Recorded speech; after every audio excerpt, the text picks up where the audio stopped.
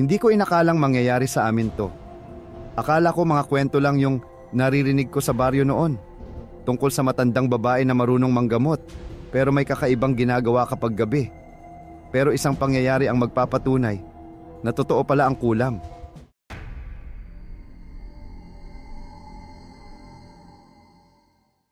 Noong 2008, lumipat kami sa isang maliit na baryo sa Quezon. Tahimik ang lugar, puro palayan, at kakaunti lang ang bahay.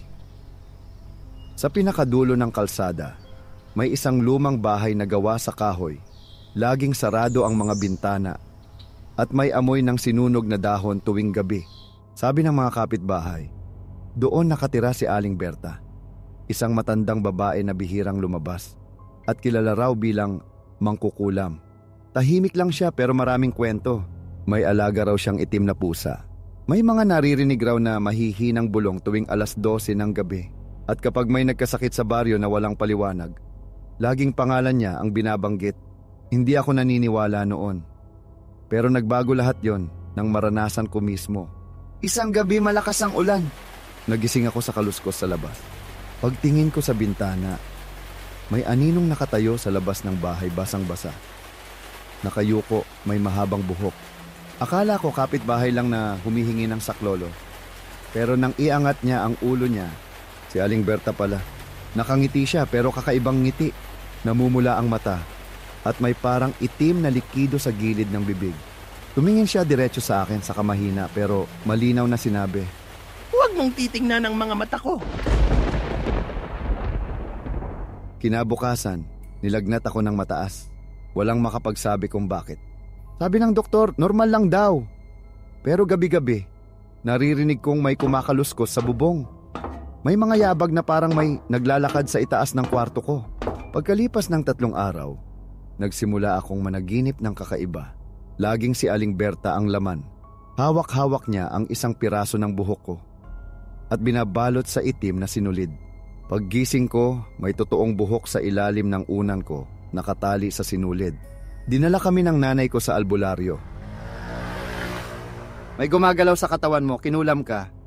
Ipinagawa niya ang ritual. Sinunog ang buhok at tinaboy ang masamang espiritu. Pero habang ginagawa iyon, bumukas mag-isa ang pinto ng bahay kahit walang hangin. Sabay tumigil ang apoy at may narinig kaming mahinang tawa sa labas. Hindi pa tapos yan! Lumipas ang 1 linggo. Pero may kakaibang amoy sa hangin, parang sinunog na goma, halo ng dugo at dahon. Kinabukasan, isa sa mga kapitbahay namin si Mang Tino. Natagpo ang patay sa loob ng bahay niya. Walang sugat pero may itim na marka sa dibdib at sa tabi ng bangkay. May balot ng buhok at sinulid, kagaya ng nakita ko sa unan ko noon. Nagsimulang matakot ang mga tao. Ilang gabi, walang lumalabas.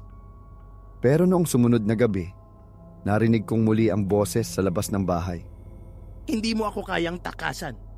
Dinala ako ni nanay sa pinakamatandang albularyo sa kabilang baryo, si Kaandong. Kung hindi gagawa ng paraan, kukunin ka ng mangkukulam sa loob ng 7 gabi. Kaya nagdasal kami buong gabi. Habang nagro-rosaryo, biglang lumamig ang paligid. Nang buksan ni Kaandong ang mata niya, tumigaw siya, "Nandito siya!" Biglang tumirik ang kandila at sa salamin ng altar lumitaw ang imahe ni Aling Berta. Nakatingin, may hawak na manika. Sinimulan ni Kaandong ang dasal ng pangontra. Habang binibigkas niya, may naririnig kaming sigaw ng babae sa labas. Halong huni ng pusa at hagulgol. Pagkatapos ng dasal, nahulog si Kaandong sa pagod at ako'y nawala ng malay. Pagmulat ko, umaga na. At sa balita ng baryo, natagpo ang patay si Aling Berta. Nakahandusay sa loob ng bahay niya. Hawak-hawak ang manika. Nakamukha ko. Makalipas ang ilang araw, tumigil na ang mga kababalaghan. Hindi na ako nilalagnat, hindi na rin ako ginugulo sa panaginip. Pero isang gabi, habang nagsasampay ako sa labas, may narinig akong mahinang bulong. Hindi lahat ng kulam namamatay. Paglingon ko, may itim na pusa sa harap ng bahay. Nakatitig sa akin, dilaw ang mata, at sa ilalim ng liwanag ng poste, may nakita akong piraso ng sinulid, itim, basa, at gumagalaw mag-isa. Taong 2018, muling napadpad ako sa baryo namin sa Quezon. Matagal akong nanirahan sa Maynila. Pero dahil sa trabaho, kailangan kong bumalik pansamantala. Pagdating ko, halos di ko makilala ang lugar. May mga bagong bahay, may kalsada na. Pero yung lumang bahay ni Aling Berta, nandoon pa rin. Sira na ang bubong pero may nakatira ulit. Isang dalagang mga 20 taon. Maputla, mahaba ang buhok, tahimik. Ang pangalan niya Mara. Sabi ng mga kapitbahay, apo daw siya ni Aling Berta. Walang nakakaalam kung saan siya nanggaling. Tahimik lang pero gabi-gabi. May naririnig na bulong mula sa bahay. Noong unang gabi ko, habang nakahiga ako, may narinig akong kaluskos mula sa labas. Maliwanag ang buwan, kaya lumabas ako saglit.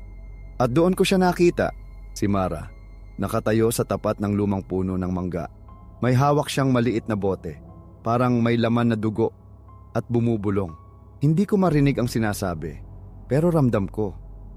Parang may ibang presensya sa paligid. Kinabukasan tinanong ko siya.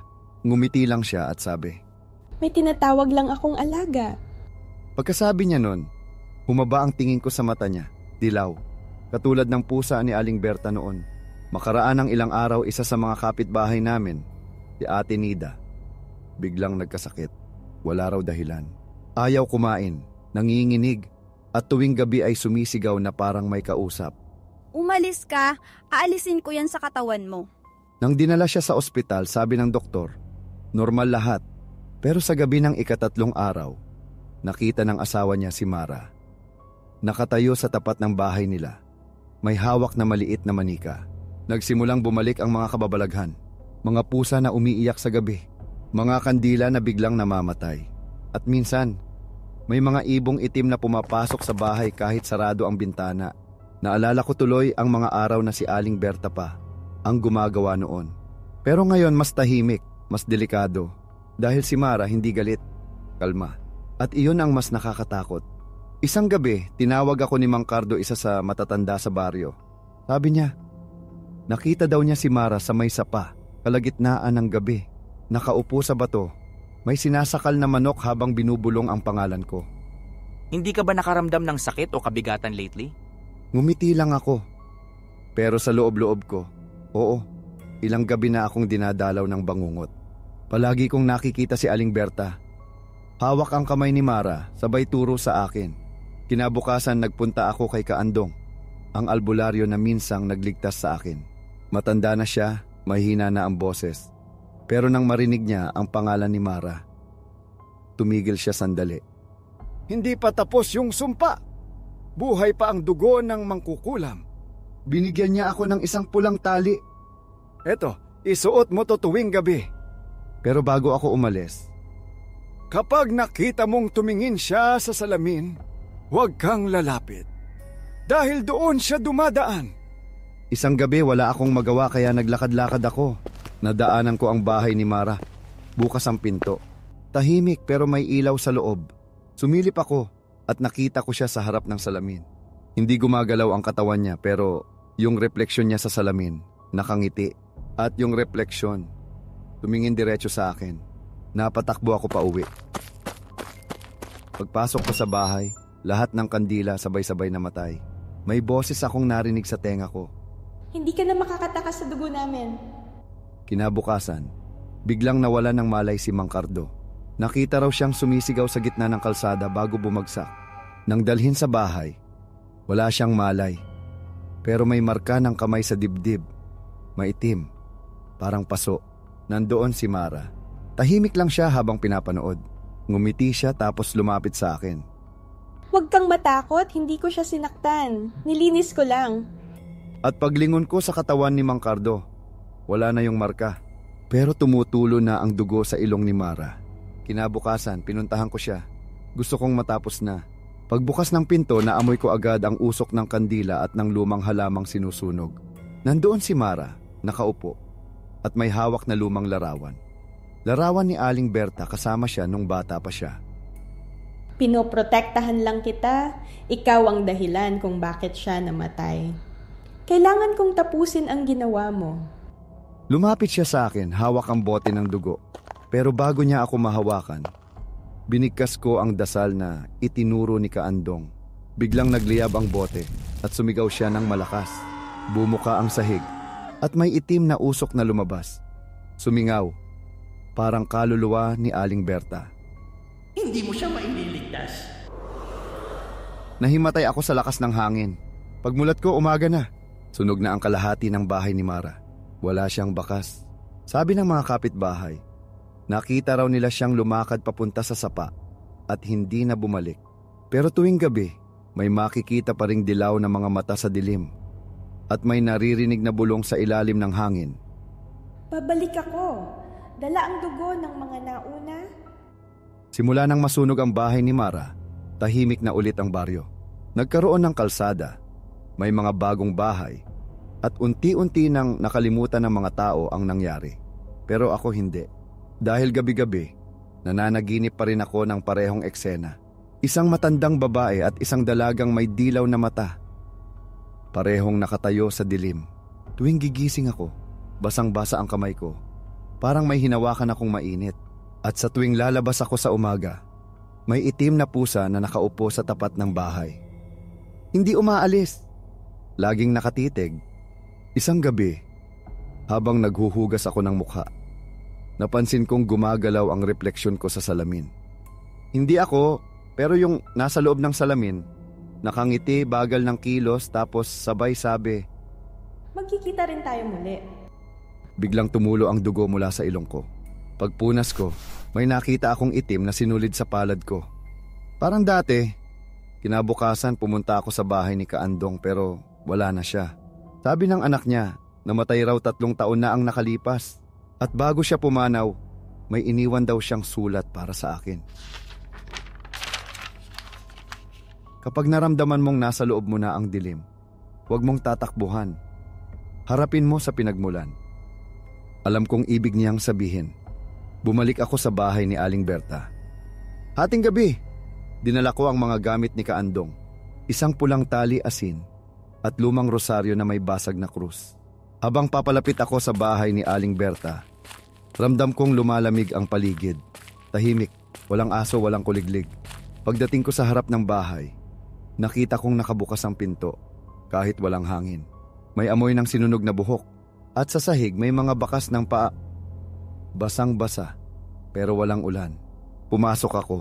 Walang tao pero may mga kandila sa mesa. At sa gitna may nakalagay na lumang larawan. Ako. Tulad ng dati may buhok sa paligid, tinatahi ng itim na sinulid. Biglang may boses na tumawag mula sa dilim. Hindi mo dapat binalikan to. Mula sa likod ng kurtina, may lumabas na anino, si Mara. Pero iba na siya, maputla, mahaba ang kuko, at dilaw na ang mga mata. Sinubukan kong itigil. Pero bumabalik siya. Dahil nasa dugo mo rin siya. Anong ibig mong sabihin? Ikaw ang pinili niya. Ikaw ang magiging kasunod. Biglang sumakit ang ulo ko. Parang may boses na pumasok sa utak ko. Mga bulong, sabay-sabay, paulit-ulit.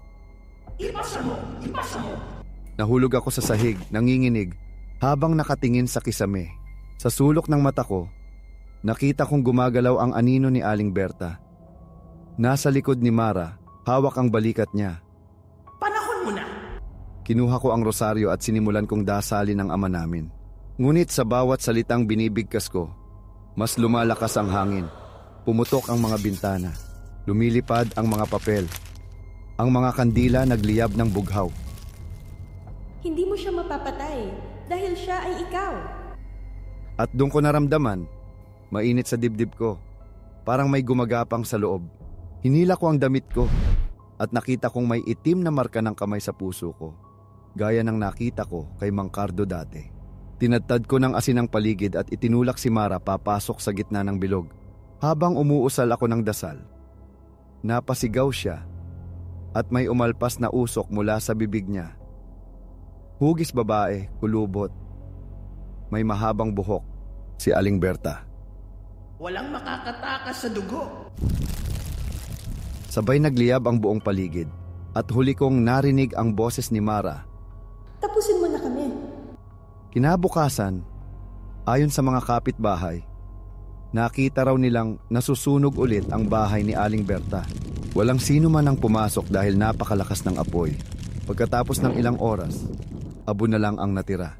At sa gitna ng abo, may nakita silang rosaryo at pulang tali, walang nadarang. Wala rin daw akong bakas. Sabi nila baka natupok ako. Pero may ilan daw na nagsasabing nakita nila akong naglalakad palabas ng baryo. Tahimik, walang ekspresyon, at may dilaw na mata. Hindi ko alam kung panaginip lang yung lahat o totoo. Pero isang araw nagising ako sa isang ospital sa Maynila. Sabi ng nurse, 2 linggo na raw akong wala sa sarili. Puro bulong lang daw ang lumalabas sa bibig ko. Hindi ko maalala kung paano ako nakarating doon. Paglingon ko sa salamin sa tabi ng kama, may nakita akong anino ng matandang babae sa likod ko. Hindi ko siya makita ng buo, pero narinig ko yung boses na dati kong naririnig. Sabi ko naman sa'yo, hindi ako mamamatay.